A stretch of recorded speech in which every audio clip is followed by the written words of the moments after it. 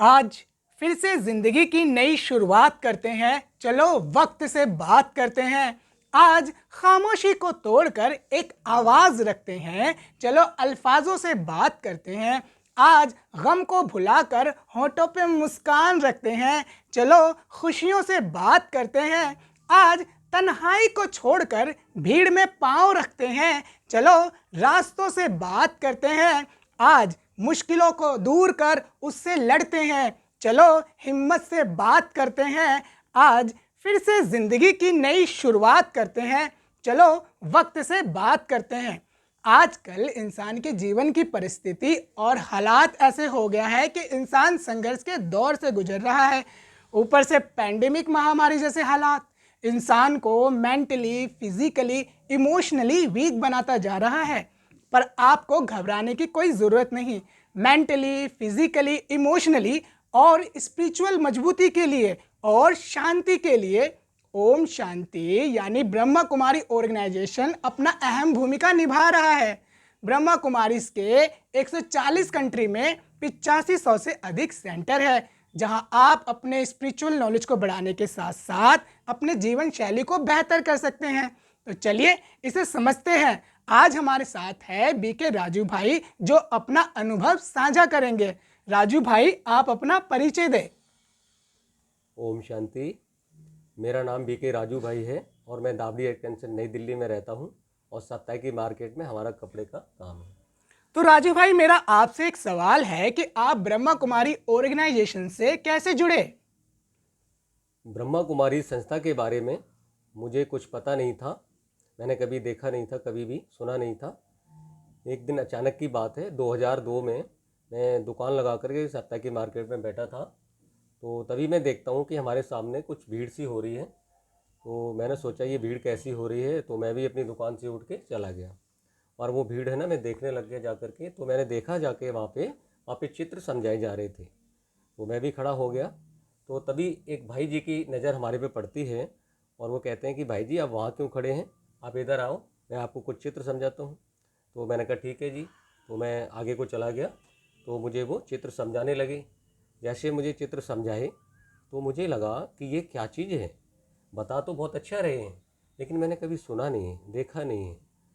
लेकिन इनके पास कहाँ से आया ये संकल्प, आया कि इनके पास कहाँ से आया ये संकल्प चलता रहा। तो तभी कुछ चित्र बाकी थे, तभी हमारे अंदर से एक आवाज़ आती है कि ये तो तेरे बड़े काम की चीज़ है। तो मैं आपको क्या बताऊं, वो बड़ी अजीबोगरीब आवाज़ थी।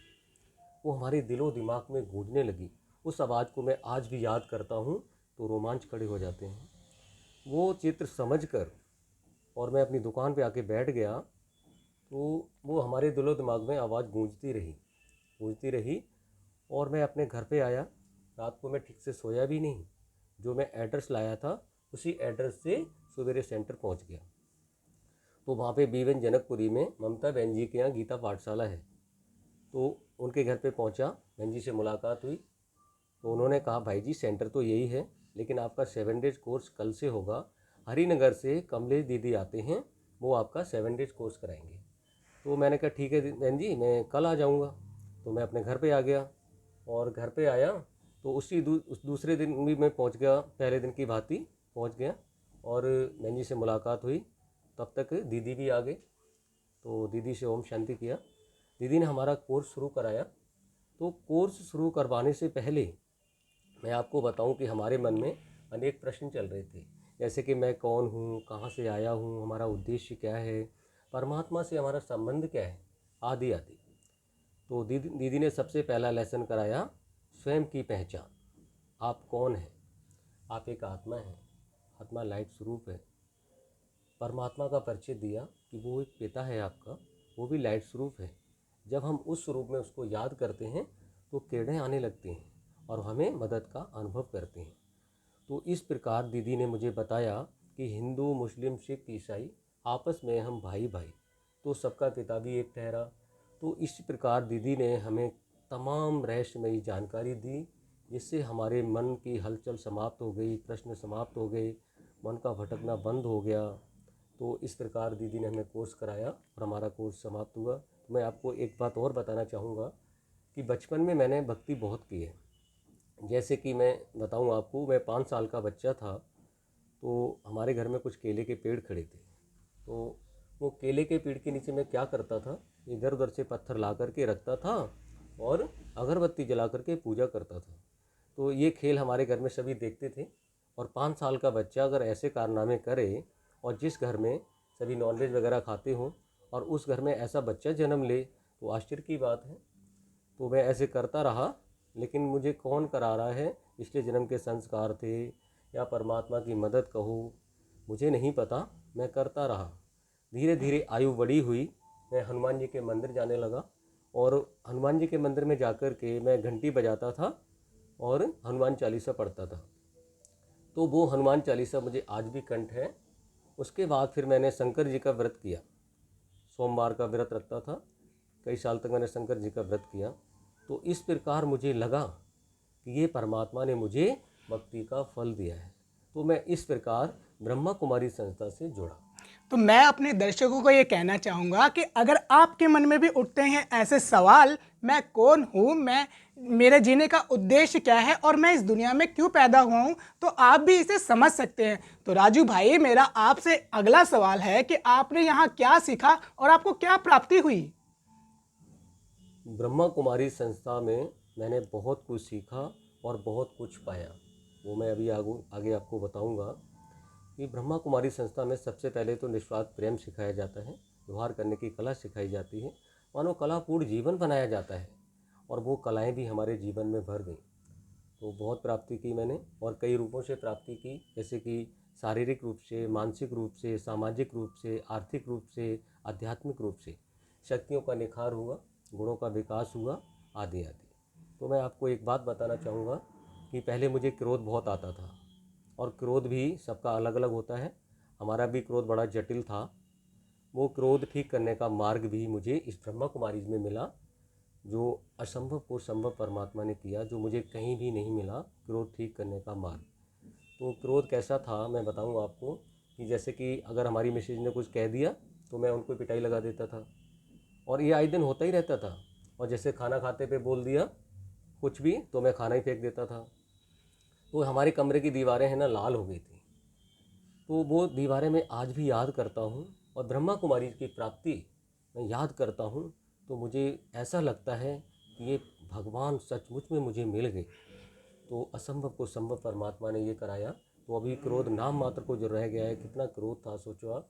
और कई रूपों से प्राप्ति हूँ, जैसे शारीरिक रूप से, मानसिक रूप से स्वस्थ रहता हूँ, सामाजिक रूप से सभी का प्यार मिलता है, और आर्थिक रूप से मैं बताना चाहूँगा आपको कि जैसे कि पहले हमारा बेल्ट बिजनेस का काम था, तो अभी परमात्मा ने कपड़े का काम शुरू कराया। तो पहले हमारे बच्चे छोटे स्कूल में पढ़ते थे, जिसकी फ़ीस में 2,000 रुपये देता था, और अभी मैं 10-12 हज़ार रुपये फ़ीस पे करता हूँ। तो आर्थिक रूप से भी मुझे बहुत प्राप्ति हुई। तो कई रूपों से प्राप्ति हुई, और एक प्राप्ति के बारे में मैं बताना चाहूँगा कि मैंने सपने में भी नहीं सोचा था कि मुझे परमात्मा इतनी बड़ी प्राप्ति कराएंगे, हमारे से ऐसा कार्य करवाएंगे। तो इस प्राप्ति के आगे मैं आपको अपने को यही कहूँगा कि मैं अंगूठा टेक था। तो परमात्मा ने हमारे से 150 कविताएं और 75 गाने लिखवाए हैं। तो मैं परमात्मा का दिल से आभार प्रकट करता हूँ और दिल से धन्यवाद देता हूँ परमात्मा को। तो इस प्रकार ब्रह्मा कुमारी संस्था में मैंने बहुत कुछ सीखा और बहुत कुछ पाया। तो राजू भाई, आप हमारे दर्शकों के बीच उत्साह पैदा कर रहे हैं। क्या आप हमारे दर्शकों को कोई कविता या कोई गीत सुनाना चाहेंगे?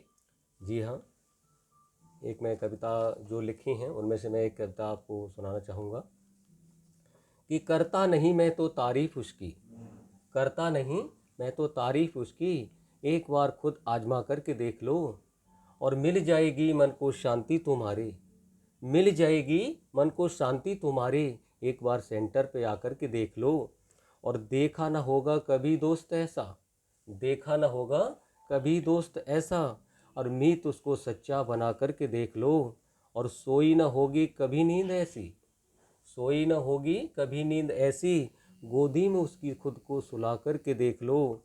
और चाहता नहीं है वो लाखों की दौलत, चाहता नहीं है वो लाखों की दौलत, श्रद्धा के 2 फूल चढ़ा कर के देख लो। और होगी थकावट कभी देखो नहीं, होगी थकावट कभी देखो नहीं, उसकी शक्ति को अनुभव में ला करके देख लो। और नहीं है भटकने की तुमको ज़रूरत, नहीं है भटकने की तुमको ज़रूरत, बिन मांगे उससे कुछ पाकर के देख लो। और कहता है कौन वो खाता नहीं है, कहता है कौन वो खाता नहीं है, खाने पे उसको बुला कर के देख लो। और आता है एक बार बुलाने से वो तो, आता है एक बार बुलाने से वो तो, एक बार दिल से बुला कर के देख लो। और करता नहीं मैं तो तारीफ उसकी, एक बार खुद आजमा कर के देख लो, एक बार खुद आजमा कर के देख लो। और अंत में मैं परमात्मा की तारीफ में कुछ कहना चाहूँगा कि इतना ऊंचा कार्य वो, इतना ऊंचा कार्य वो हमसे करा रहे हैं, और दिन पे दिन वो हमको आगे बढ़ा रहे हैं। और खुशकिस्मत हूँ कितना जो स्टेज पे चढ़ा रहे हैं, स्टेज पे चढ़ा रहे हैं। तो मैं आशा करता हूँ कि राजू भाई आपकी कविता हमारे दर्शकों को अच्छी लगी होगी। तो मेरा जाते जाते आपसे एक सवाल है कि आप हमारे दर्शकों को और क्या बताना चाहेंगे? मैं दर्शकों को भी बताना चाहूँगा और आपको भी बताना चाहूँगा कि ब्रह्मा कुमारी बहुत अच्छी संस्था है, और आप भी यहाँ आएँ, 7 डेज कोर्स करें और अपना जीवन सुखमय बनाएं। और मैं दर्शकों को भी यही बताना चाहूँगा कि ब्रह्मा कुमारी संस्था बहुत अच्छी संस्था है। इसमें आने से कई प्रकार के बदलाव आते हैं, चिंता, टेंशन, भय सभी समाप्त हो जाता है, छोटे बड़े सभी का प्यार मिलता है, और रिश्ते मजबूत होते हैं, और संबंध मजबूत होते हैं, रिश्तों में मधुरता आती है, आदि आदि सत्य है। तो मैं यहाँ अपने दर्शकों को ये कहना चाहूँगा कि अगर आप भी अपने जीवन को परिवर्तित करना चाहते हैं या अपनी स्पिरिचुअल नॉलेज को बढ़ाना चाहते हैं तो किसी भी नज़दीकी ब्रह्मा कुमारी सेंटर में जाएं और इसे समझ सकते हैं। और जाते जाते चंद पंक्तियाँ मैं कहना चाहूँगा कि वक्त ने ज़िंदगी से हर वक्त ये कहा, चलता रहूँगा ज़िंदगी भर, रोकेगा कौन भला, समझ अब इंसानों की है, करना है उसे क्या, ज़िंदगी तो जीने की है, संघर्ष से क्यों डरा, हिम्मत से तू आगे बढ़, हो जा निडर सा, या पत्थरों को तोड़ के मूर्ति दे बना। मैं हयात खान, मिलते हैं नेक्स्ट वीडियो में। ओम शांति।